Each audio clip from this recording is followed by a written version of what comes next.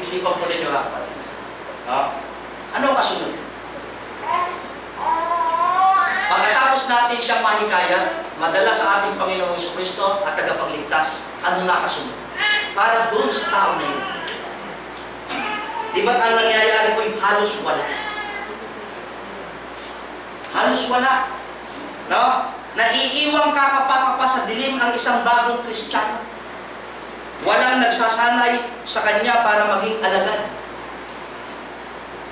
Makalipas ang ilang taon, siya'y nagiging isang matagal ng Kristiyano. Totoo po yun. Pero, hindi matibay, hindi matatag na Kristiyano. Nangyayari yun sa grupo ng iglesia.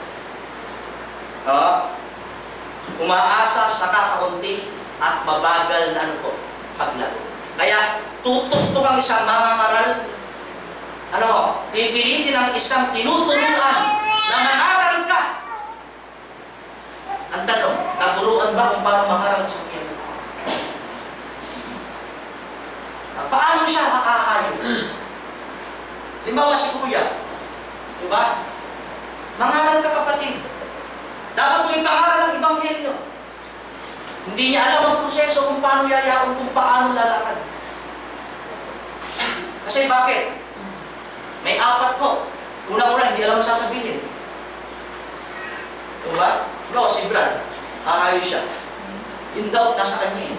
Kasi bakit po? Hindi niya alam kung ano sasabihin niya. Pangalawa, natatakot siya. Kasi bakit? Baka malibati siya. Hindi niya alam kung paano sasabihin. No? Pangatlo, pwede niya sabihin sa kanya sarili niya, masarili, hindi pa ako perfecto. Kaya hindi ba ako dapat mangaral kasi makikita yung mga kapintasan ko at masisira ang aking kredibilidad. Tatlo. Apat, hindi ko pa kaya sumagot ng mga tanong. Pero kung yung isang membro ay alam yung bagay na yun, makakahayos siya. No? Natandaan po natin nung utusan ng Diyos si Moses at si Aaron. Sino po ba bahala sa bandang huli? Nung magbatigas si Paraon, sino ang bahala sa bandang huli? Ang Diyos. Lalapit ka lang, aabot ka sa iba, ang bahala alin po? Ang Diyos. So, napaka-importante po ng pag-abot sa isang tao. No? Nang ibigay ng ating Panginoong Jesucristo ang kanyang dakilang utos, tandaan po natin ang sinabi niya, hindi lamang bumayo kayo, at ipahayag ang Ebanghelyo. Sinabi niya sa Mark 16:16 o 15:16, humayo kayo at gawin ninyong mga alagad ko. Gawin ninyong mga alagad ko ang lahat ng mga bansa. Ngayon, yung mga sinasabi mo natin ngayon, doon po eksperto si Brother Canyon. Ang tawag mo doon, personal evangelism. Andito rin po yun. Kung lulawabin ang Panginoon Diyos, makapagsasalita ako sa mga susunod, sa kaunting kaalaman, nais natin pagsalusaluhan. Para meron tayong idea kung paano tayo lalapit sa isang tao. Pinakita ko yun ng kasulatan. Kung paano ka lalapit at kung paano ka kakausap ng ibang tao. Ang sample pa si Kristo Pinakita ni Kristo paano ka kukumbinsi ng tao. Pinakita ko yun ang madalang sulatan. Sa susunod, yun po ang pagtutuunan natin ng pansin. Kasi bakit po? Kailangan gumawa ang ating pananampalataya. Kailan sinasabi na ang pananampalataya ay patay? Kung ang pananampalataya ay walang gawa. Makapagliligtas ba ang pananampalatayang walang gawa?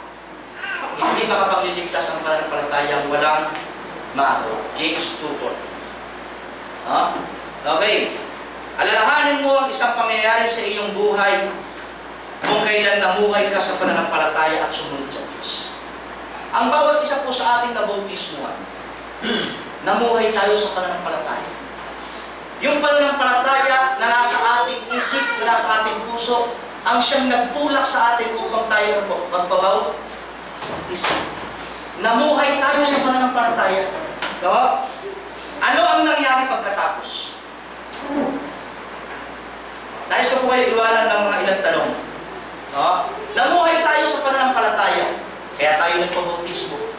Ang tanong ito po, ano Ano ang nangyari pagkatapos? Paano ito naka-apekto sa iyo? At paano nito naapektuhan ang mga tao sa paligid mo? Yung pananampalatayang nasa. So, napaka-importante na ang ating pananampalataya, merong gawa. Dahil patuloy na pinapaalala ko ng banal na kasulatan, ang pananampalatayang walang magawa, patay. Sayang po. Hindi ko tinatawaran o sinusukat yung pananampalataya ng sino man sa atin. Ito yung pagpapaalala po ni Apostol Santiago na kung ang sino man sa atin, na kung meron man sa atin, na merong pananampalatayang hindi niya kayang kumbinsihin ang kanyang sarili o ang kanyang pananampalatayang para pagalawin ito, delikado yun.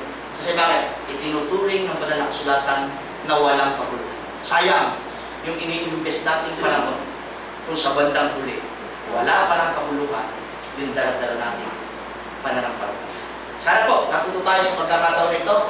Nakita sana natin mga halimbawa itong mga bagay dito. Pananampalatayang gaya ng kay Abraham, pananampalatayang ipinakita ng ating Panginoong Jesucristo, at ito ang dapat natin iwasan, pananampalatayang gaya ng sa